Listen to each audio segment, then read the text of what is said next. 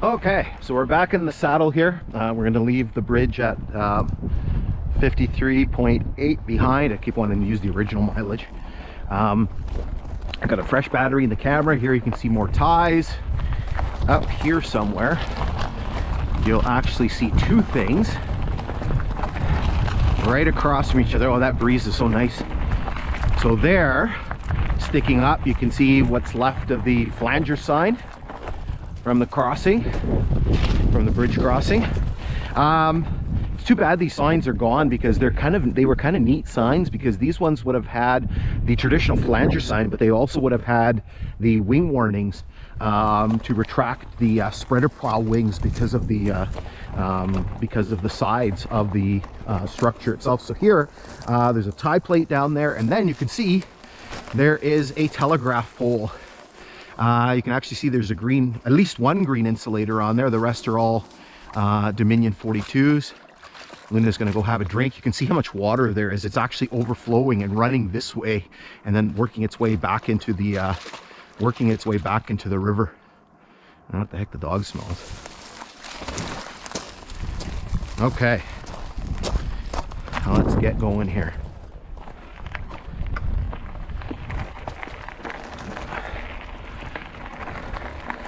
Okay, so I'm going to zip you ahead a little bit. Our next stop is just right up here.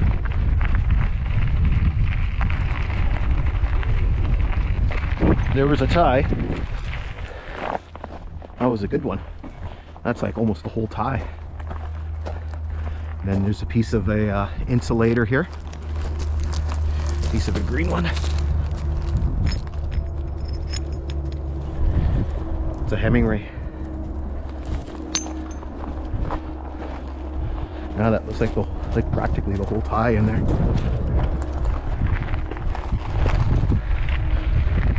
All right, now I'm going to zip you ahead.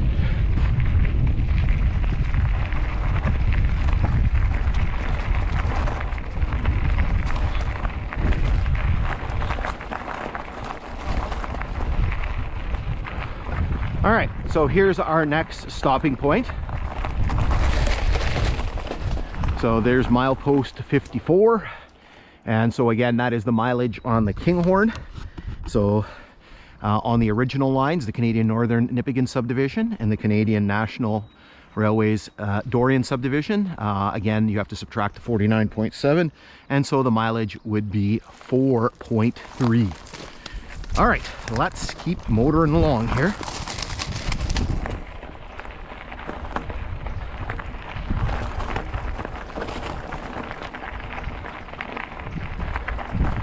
See how wet it is. This is all flooded here. This is normally all dry.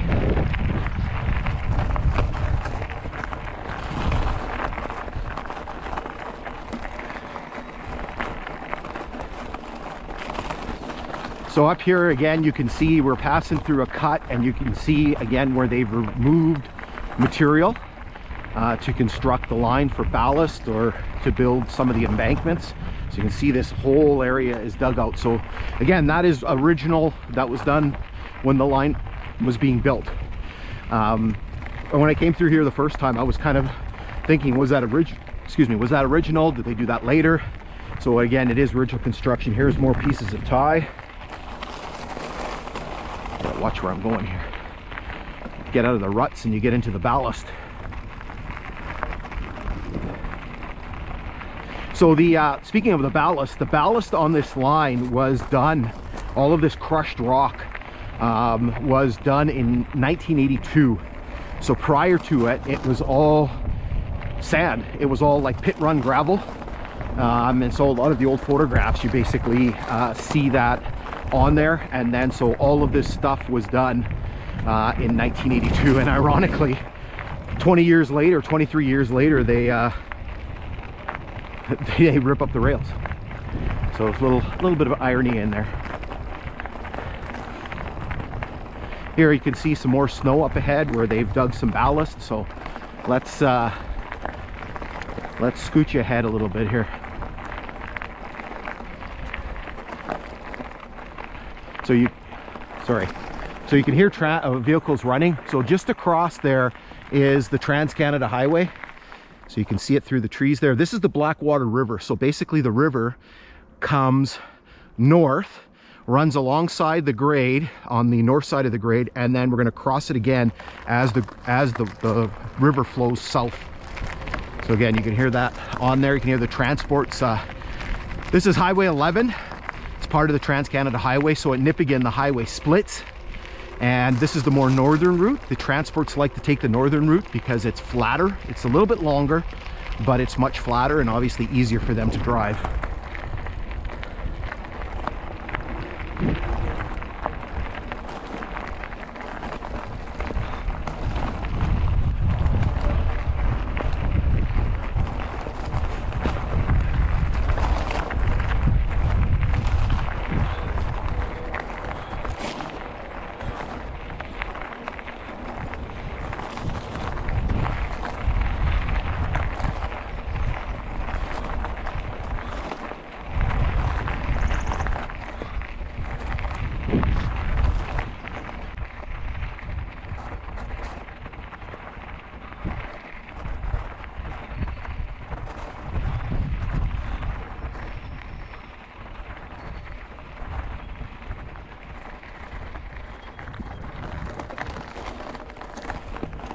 Okay, so we've got a few things coming up here. So here is, this was obviously an old logging road that intersected the grade here. Obviously this area was cut over at some point. You can see the taller trees in the background, and then you can see the newer growth in here. These must have been all, I'm guessing these are all planted because these are all jack pines. You can see that are growing up here. They're all maybe 6-7 feet tall.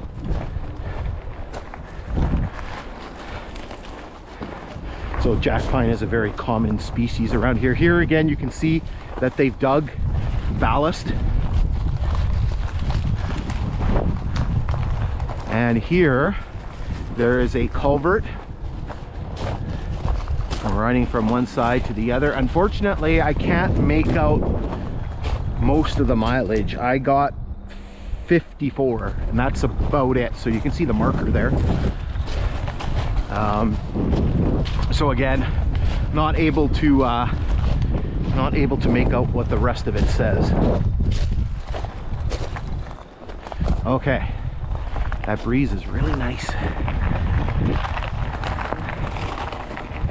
This time of the year, you get a nice west breeze. That's actually pretty good. In the springtime, you get lots of breezes from the east, lots of wind from the east, and it's cold. So again, here you can just see where they've dug and removed material.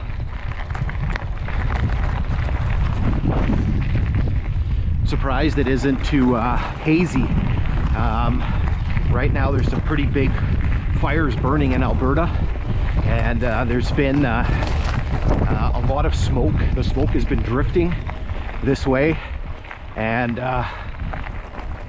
it's slightly noticeable right now. There's a bit of a haze. It should be kind of clear blue, but it's not too bad. There was a few days earlier this week where the sun was just like this red ball, you know, in the morning and the evening especially.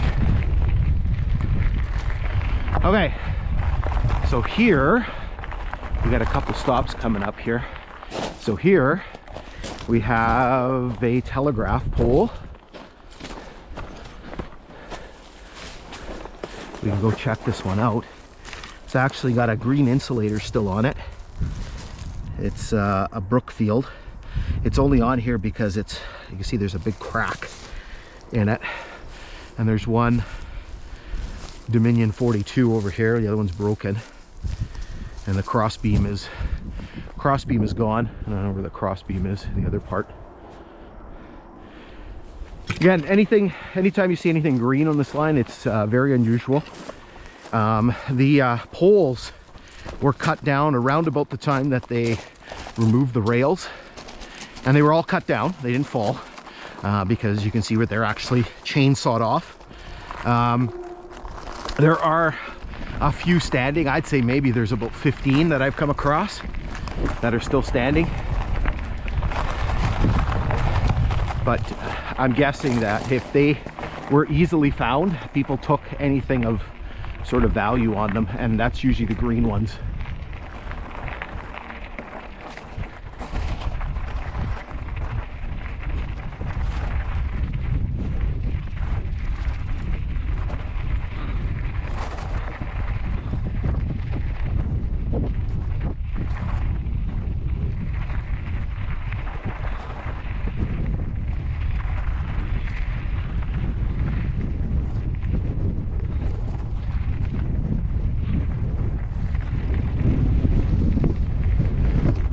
Alright, so we're coming up to our next stopping point here. The wind's blowing pretty good here.